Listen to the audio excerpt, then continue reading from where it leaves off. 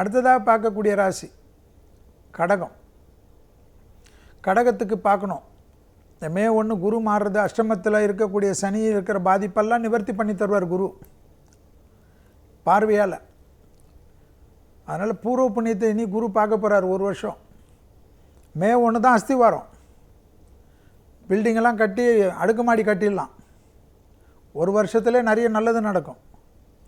Upgrade ஆவீங்க, promotion ஆவீங்க. எந்த தொழிலில் இருந்தாலும் அதில் டெவலப்மெண்ட் ஏற்படும்.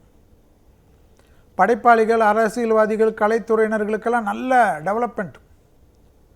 வண்டி வாகனம், சொத்துக்கள் பிரச்சனை எல்லாம் தீரும். குடும்பத்தில் தான் ஒரே நிம்மதி இல்லாமல் இருக்கும், அதெல்லாம் மாற ஆரம்பிச்சிடும். அஷ்டமத்தில் இருந்த சனி குடும்பத்தை கெடுக்க பார்ப்பார், இல்லை குடும்பத்தோடு தங்க விடாதபடி பண்ணுவார். சண்டை இல்லைனாலும் ஒன்றா வீட்டில் உட்காந்து ஒரு ரசம் சோறு சாப்பிட்றது கூட டைம் இருக்காது. அதெல்லாம் மாற்றி குடும்பத்தோட கோயிலுக்கு போகிறது, சுற்றுலா தலங்களுக்கு போகிறது, ஃபாரின் போகிறது, உறவினர்களுக்கு வீட்டுக்கு போகிறது, நண்பர்களுக்கு வீட்டுக்கு போகிறதெல்லாம் ஆரம்பிக்கும். ஆச்சரியமாக இருக்கும். பெற்றோருடைய ஹெல்த்தை பார்த்துக்கணும், அதை மட்டும் இப்போ பண்ணணும். எக்ஸசைஸ் பண்ணணும் சுவாமி. எக்ஸசைஸ் பண்ணலன்னா கால் வலியெல்லாம் மாறாது. முதுகில் ஜர்க்குன்னு ஜெர்க்காகும். அனுப்பிக்கிற நேரம் சும்மா முதலீடுகளில் கொஞ்சம் கவனமாக பார்த்துக்கணும். இந்த மே 1லேருந்து இந்த 15 வரைக்கும் இல்லை, இனிமேல் எப்போ முதலீடு பண்ணாலும் இந்த ஷேர் கீரெல்லாம் பார்த்துக்குங்க.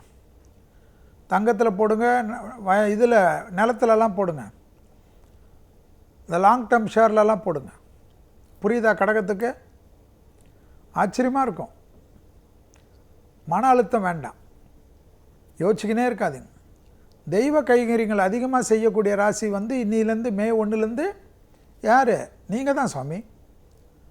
திருப்பணிகள், கோயில் திருப்பணிகள், சிலர் அன்னதான கூடங்கள்லாம் பண்ணுவீங்க, இல்லைன்னா நிறைய ஹெல்ப் பண்ணுவீங்க. அதுக்கு ஆச்சரியமாக இருக்கும்.